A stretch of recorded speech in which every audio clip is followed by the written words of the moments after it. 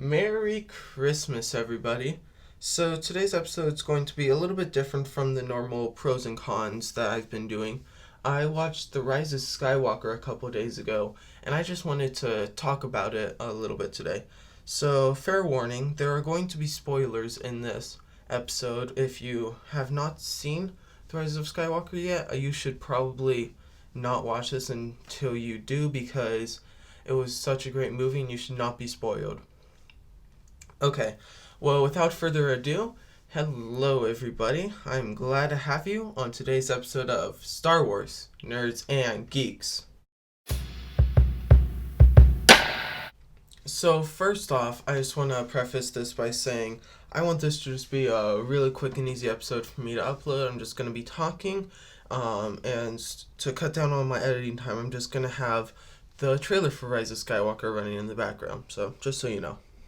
So, like I said earlier, The Rise of Skywalker was a really good movie. I feel like it was a great way to end the saga. And yes, I do believe that The Rise of Skywalker is the end of the saga for Star Wars. That doesn't mean that there will never be a Star Wars movie again, but rather it just means that there's not going to be another trilogy going after it. The only movies that I think should be going after The Rise of Skywalker are like standalone movies like Solo and Rogue One. I feel like that's going to be where Disney is going to be making all the movies. I feel like it ended on such a way that Disney could decide to make another trilogy, but I feel like that's not what they should do. I feel like that just the way it ends, it's perfect, and it should not be edited anymore. It should just lead to more movies and like fan fiction and stuff, but it shouldn't lead to any more trilogies. Okay, so now I want to talk about the end of Rise of Skywalker. It's a very interesting end where Rey took both the Kylo Ren's lightsaber and her lightsaber, or lightsabers that were signifying the Sith and the Jedi, and she buried them on Tatooine. And then she pulls out another lightsaber and she ignites it, and it's a like yellowish orangish type of lightsaber. So with this, I feel like could mean, and what I feel like is the best meaning for it, is that Rey is finally bringing balance, is gonna finally bring balance to the Force. So, see, the balance to the Force is not to get rid of all the Sith, because that would just lead to imbalance, because now it's only the light side, not the dark side. For perfect balance, there needs to be equal light and dark, and I feel like that's what Rey's gonna be doing, with signifying she buried the light side and the dark side and created the unison of the two, and she'll be creating hopefully a new order with that, which will be Force users everywhere will come together, and they will study both the light side and the dark side, learn how to use them both, and that will ultimately balance the Force, like the Chosen One prophecy had said years and years before. So I could go on forever talking about what I think everything means in Rise of Skywalker, but I'm going to save that for another video. Right now I feel like it's time to talk about just what I thought of the movie. So I don't want to turn this into another pros and cons episode, but one thing I did not like about Rise of Skywalker was how it treated Rose. So in episode 8, Rian Johnson added in a new character who was Rose, and she received a lot of hate from the fans.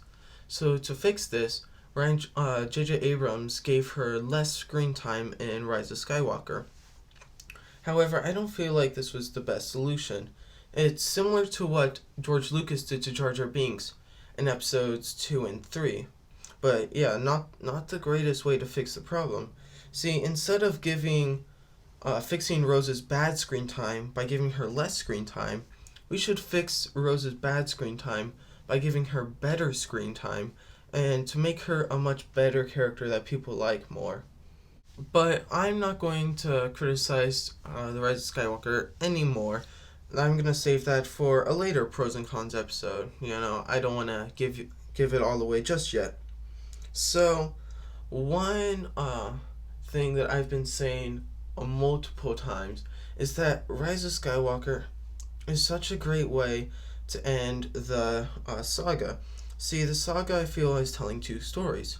On the one hand, it's telling Palpatine's or Darth Sidious's story about how he's manipulating the galaxy to bring about the revenge of the Sith. Ha ha ha, funny, right?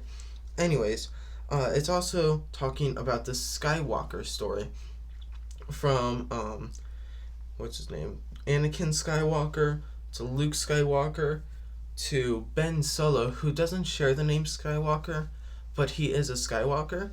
And of course, talking about Rey Skywalker, who she's not she's not a Skywalker by blood, but I think it is fitting, as J.J. Abrams made it be, that she be called a Skywalker. So I feel like it was a perfect way to tie it all up, how it ended the Palpatine story by beating Palpatine once and for all, and that is why there shouldn't be any more movies in the saga.